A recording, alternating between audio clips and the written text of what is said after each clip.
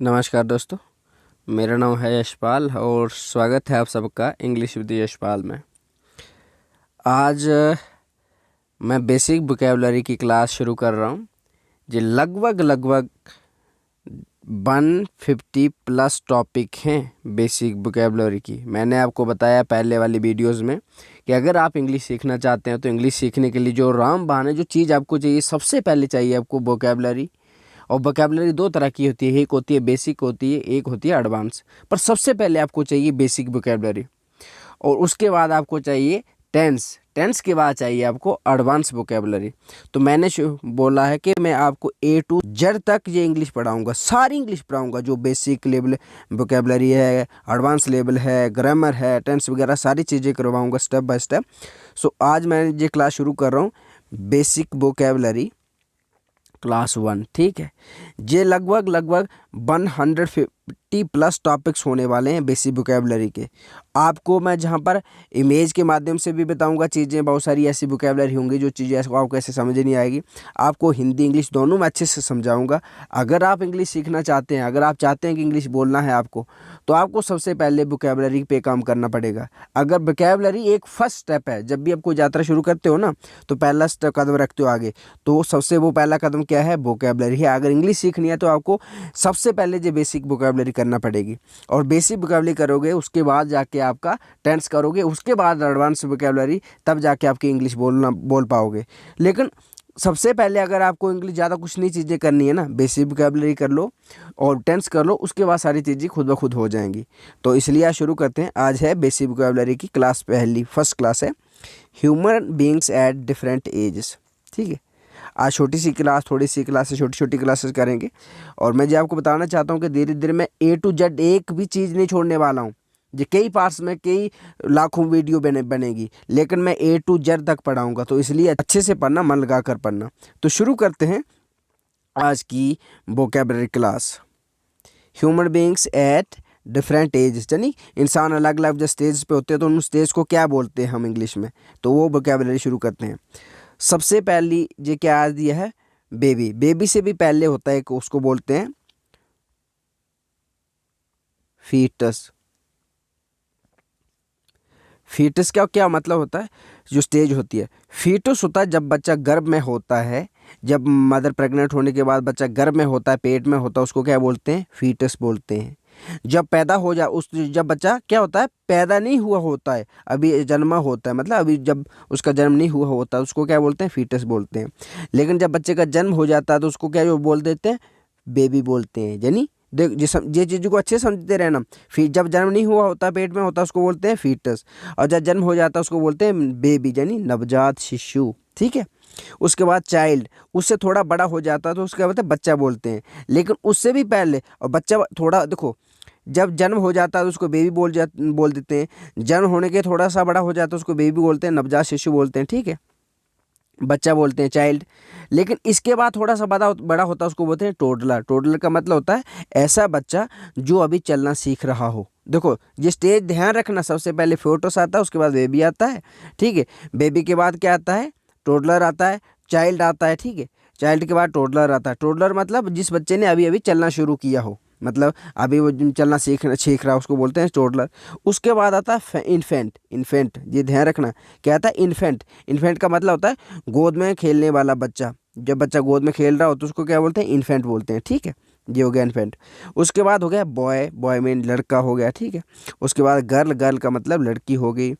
Adolescent, अब हो गया एडोलसेंट, इसको बोलते हैं किशोर अवस्था। देखो जब बच्चे छोटे छोटे होते हैं और थोड़े बड़े होने लगते हैं तो उनको क्या बोलते हैं? एडोलसेंट बोलते हैं ना, मतलब किशोर होने लगे ना, युवा अवस्था। जैसे अभी वो 18 से नीचे वाला की स्टेज में 15 के लगभग होगा, लोगों ने जब 15 के लगभग उम्र का होगा उसको क्या बोलते हैं?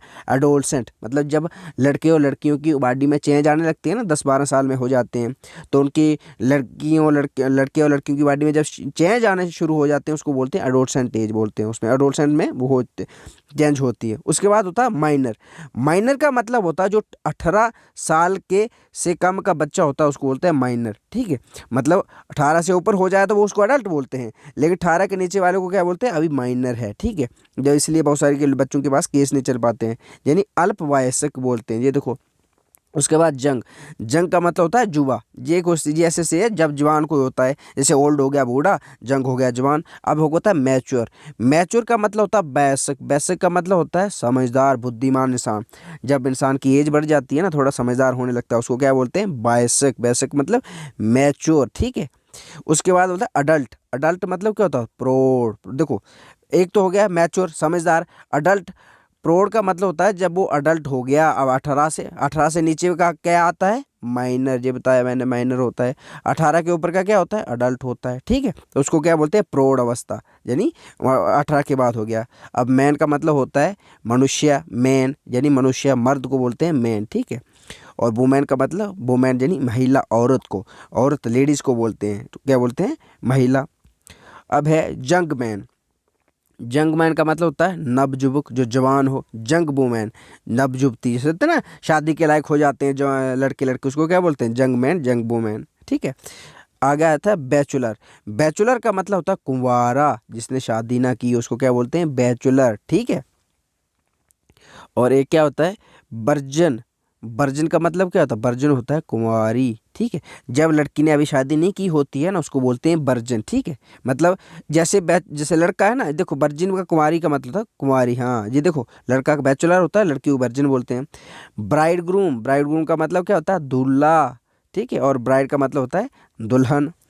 स्पिनस्टर का मतलब क्या था? स्पिनस्टर। स्पिनस्टर का मतलब होता है चिर कुमारी, यानी चिर कुमारी, ठीक है। देखो, स्पिनस्टर का मतलब होता है चिर कुमारी। इसका मतलब वो होता है, जैसे देखो सेलिब्रेट, एक होता है सेलिब्रेट, या सेलिब्रेट बोलते हैं इसको, सेलिब्रेट। इसका मतलब क्या होता है? जो बंदा शादी नहीं करता, सेलिब्रेट रहता है, ब्रह्मचारी रहता है, ठीक है, उसको बोलते हैं सेलिब्रेट। जैसे लड़की को शादी नहीं करती, उसको क्या बोलते हैं? उसको बोलते हैं चिर कुमारी, यानी इसको बोलते हैं स्पिनस्टर।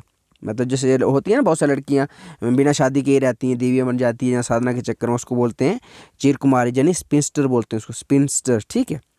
और सेलिब्रेट हो गया लड़का, मतलब जो शादी नहीं करता, सेलिब्रेट रहता है, ब्रह्मचारी रहता है। अगला शब्द है बिंडो। बिड्डो। बिड्डो का मतलब होता है विधवा, जिसका पति मर गया हो, उसको बोलता है बिड्डो, ठीक है। अगला शब्द है बिड्डोर। बिड्डोर का मतलब होता है विदुर। विदुर का मतलब होता है वो मर्द जिसकी रंडवा, जैसे होता है ना रंडवा होता है, इसका मतलब होता है कि जिसकी बीवी मर गई हो, जिस लड़के की लड़की शादी की हो तो उसकी पत्नी मर जाए, उसको क्या बोलते हैं? बिडोर, यानी रंडवा बोलते हैं, ठीक है। अब है ओल्ड मैन। ओल्ड मैन का मतलब होता है वृद्ध पुरुष, जो बूढ़ा और हो गया इंसान, बंदा जो मर्द हो गया, उसको क्या बोलते हैं? ओल्ड मैन, यानी वृद्ध पुरुष। ओल्ड वुमेन यानी वृद्ध महिला, ठीक है। ऑर्फन। ऑर्फन का मतलब क्या होता है? अनाथ, यतीम। जैसे जिस बच्चे के माँ बाप ना हो तो उसको क्या बोलते हैं? उसको बोलते हैं ऑर्फन, यानी यतीम बोलते हैं, ठीक है। तो आज की क्लास की बेसिक वोकैबुलरी की जो फर्स्ट क्लास है, पहली क्लास है, आज की वोकैबुलरी इतनी ही रखते हैं। आगे हम कल लेके आएंगे दूसरे वीडियो में, ठीक है। तो आप इसको अच्छे से कर लीजिएगा। ये सारी चीज़ें स्टेप बाय स्टेप होंगी, क्योंकि हर चीज़ें स्टेप बाय स्टेप होगी। जैसे अभी कम से कम मैंने बता दिया आपको 150 टॉपिक होने वाले हैं, 150। तो आप सोचो 150 टॉपिक होंगे तो लगभग लगभग 250, या मतलब 200 के क्या होंगी, इतनी क्लासेस होंगी, लगभग 200 बेसिक वोकैबुलरी की क्लासेस होंगी।